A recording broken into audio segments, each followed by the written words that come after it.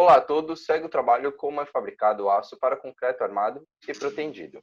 Realizado por meus colegas de equipe, Felipe Mendrone, por mim, João Pedro, Renan Ferraz, Rafael Gentil e Matheus Gonçalves.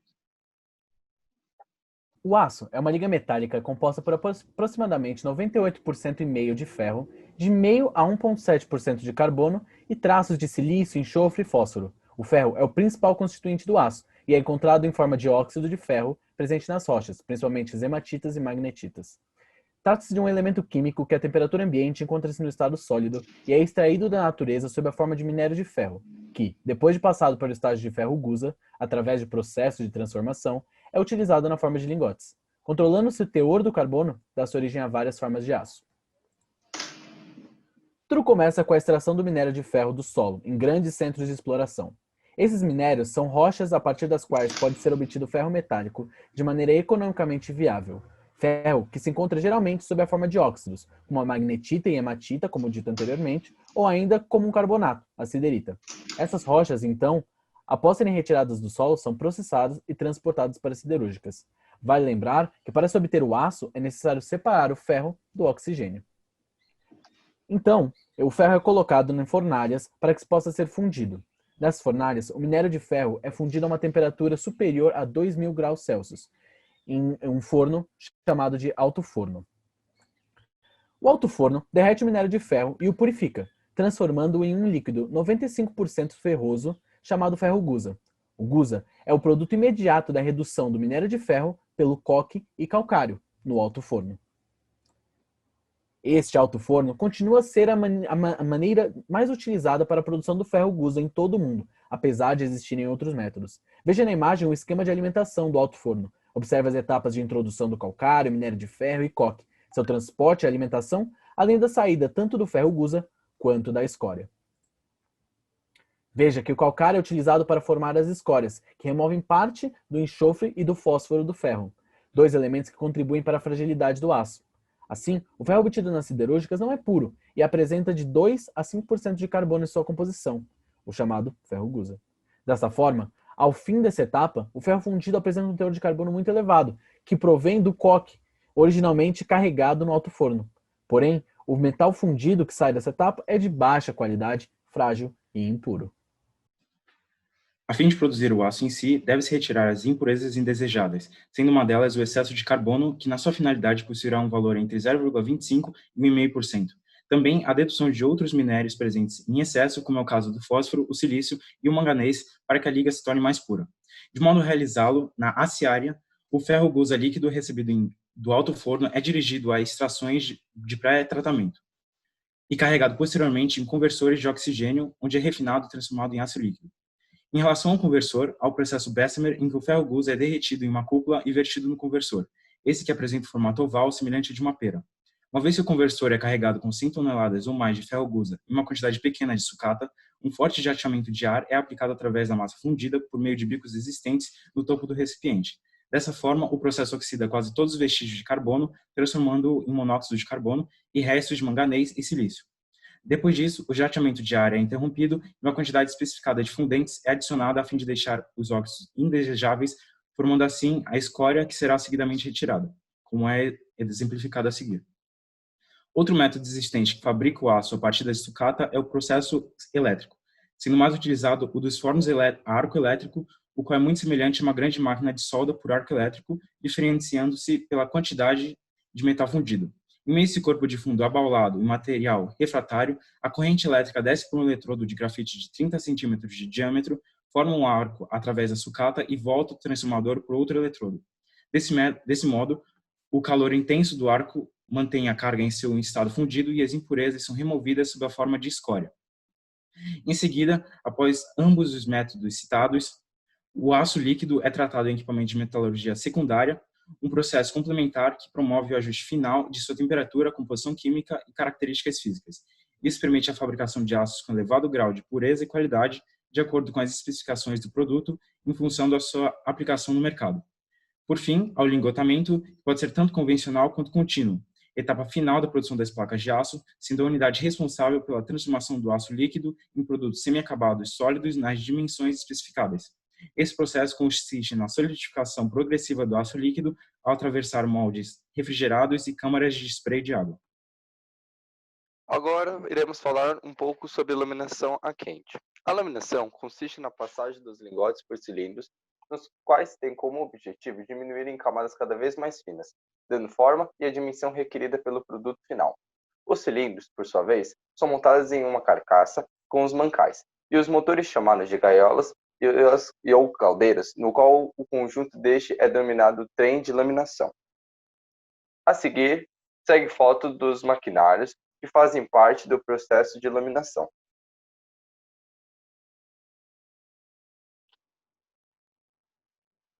Agora, veremos um vídeo demonstrando o setor de laminação.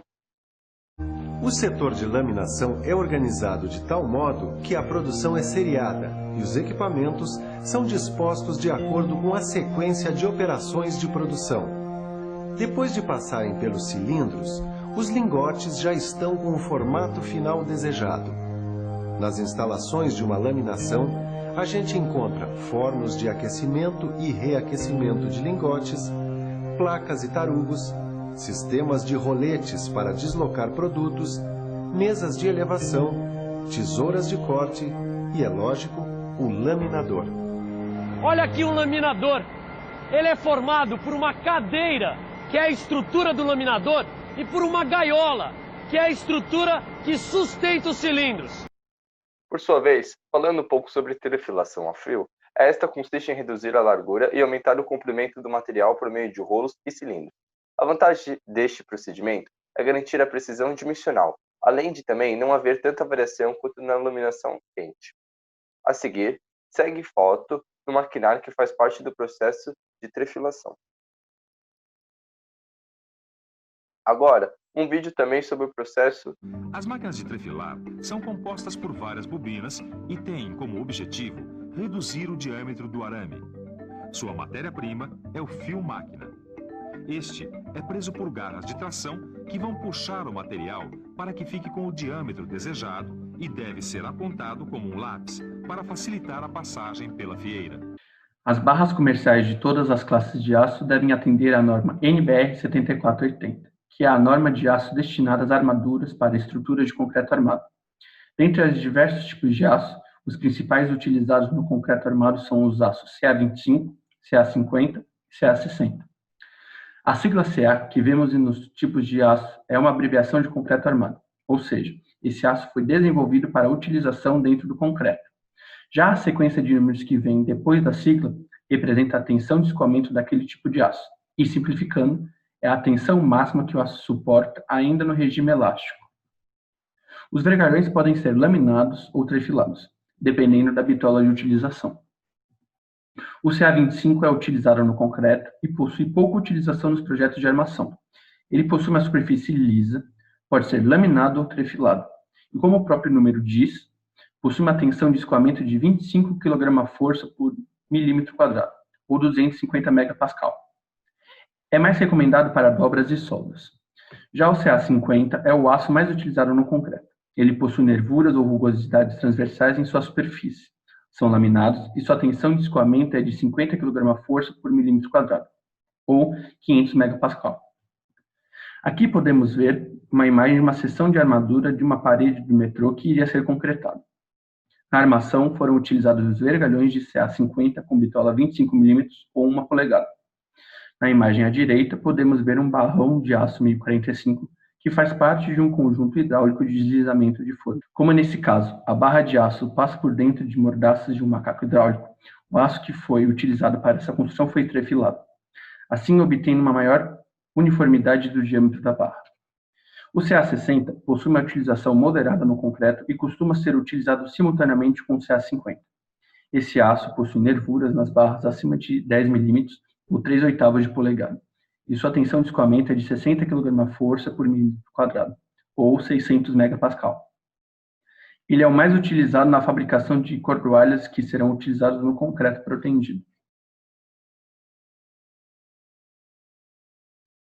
Entrando agora mais a fundo no aço para concreto protendido, temos para proteção o aço utilizado, que deve ser de tensão de escoamento igual ou superior a 60 kF por milímetro quadrado.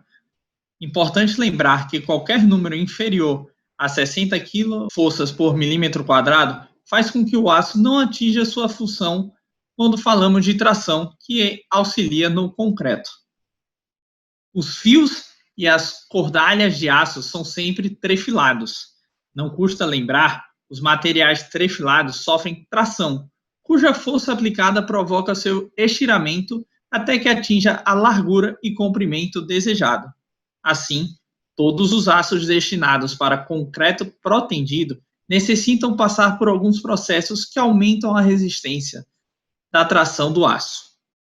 Temos aqui dois procedimentos, que é o patenteamento e a decapagem. O patenteamento consiste no aquecimento do fio a cerca de 900 graus e resfriado em seguida a 500 graus por um banho de chumbo fundido. É feito antes e depois da trefilação. Logo em seguida, temos a remoção da camada de óxido superficial através de um banho de ácido ou por um processo mecânico. Esse processo também é feito antes de se fazer a laminação. Agora, falando um pouco sobre maciço de proteção, que nada mais é que concreto protendido, no qual o pré-alongamento da armadura ativa é feito após o endurecimento do concreto.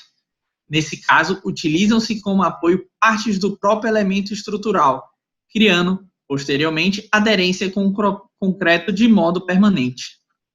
Por fim, segue nossa bibliografia utilizada para a realização deste trabalho. E obrigado a todos pela atenção.